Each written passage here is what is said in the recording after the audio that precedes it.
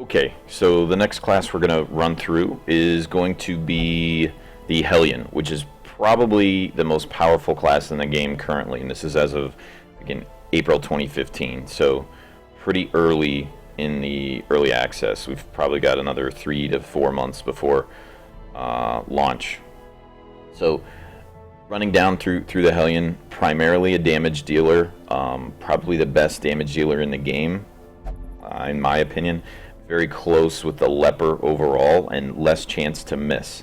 However, she does have less HP than most of the frontline classes. So overall, you're going to run her in the first, second, sometimes even third slot can be effective on boss fights if you're running If It Bleeds, but we'll get into that.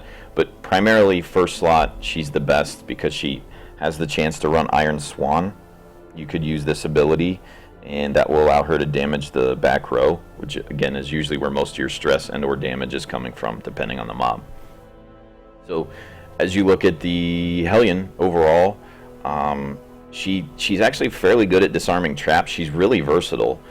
Not a lot of scout chances with her though. The Grave Robber is really primarily the best at giving you scout chance, but the way you're going to use her is usually the first or second slot you're going to run her, and she is just going to deal straight line damage. Don't get caught up with using her in the stun roll. Again, that's another mistake I see a lot of newer players.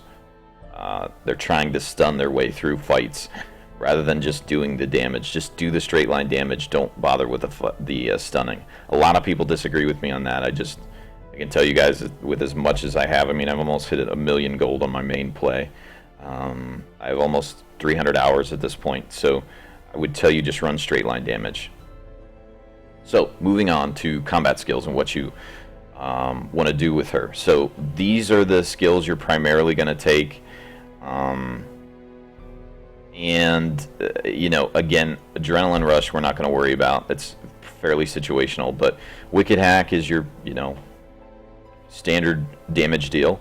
It'll hit the first or second spot. Iron Swan's a must because you can hit the back row with it as long as you're running her in the first slot, which again is why it's important. If It Bleeds is probably the best damage in the game. The best combat skill in the game, I would say right now. Really effective on boss fights like the Hag and the Swine. Swine Prince, Swine God, Swine King, whatever you want to call them. This is almost a must for those boss fights before you learn how to use the other classes and really get pretty skillful with them. Early in the game, the Hellion's a must if you're going to fight those bosses. It's the best way to go about it, in my opinion. Adrenaline Rush I keep just because of the amount of damage you can do when you do buff it, but then of course you're missing a turn. But you do suffer from much heavier blights and bleeds late game, especially if you're running into people that are stacking bleeds on your character. And since she doesn't have a ton of HP, it's your backup plan.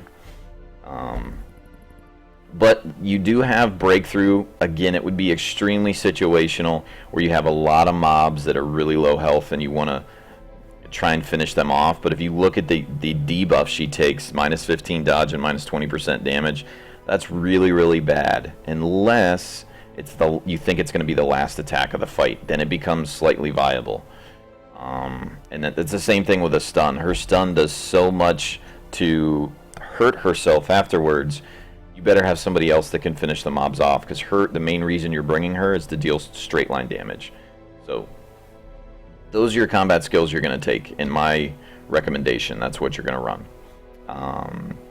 Looking at camping skills, again, these are versatile. Take whatever you want here. The two you really want to be concerned with are your Battle Trance and Sharpened Spear. Sharpened Spear is the second best ability in the game from a camping skill perspective, next to Clean Guns, in my opinion. And Battle Trance is really, really effective when you have Monster Size 2, which are like your boss fights, and any of the big fat mobs in the front 2 rows. So these are must-haves. Must-haves. You gotta take these. Using these before a boss fight makes your life significantly easier, especially if you're not running torches.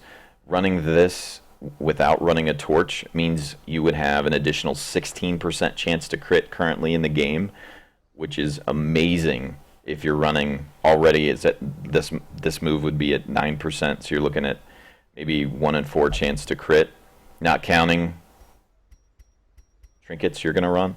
So Sharpened Spear is a must, and so is Battle Trance.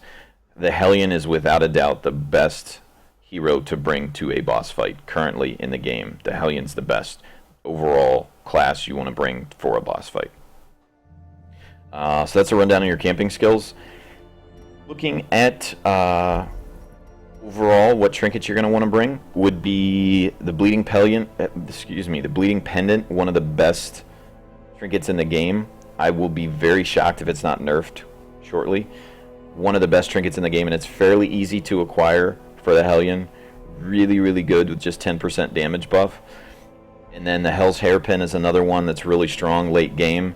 Keep in mind, if you're running the Hell's Hairpin, your death blow resist is brought down. That is not a good thing. So if you're going to run it, you've got to keep her off death's door. So typically I would pair that up with a Tough Ring, as it's going to adjust down the crit that she has and also give her about, I mean, if you look at the number, 9 more HP, which can be the difference between life or death a lot of times, especially on the end-game bosses.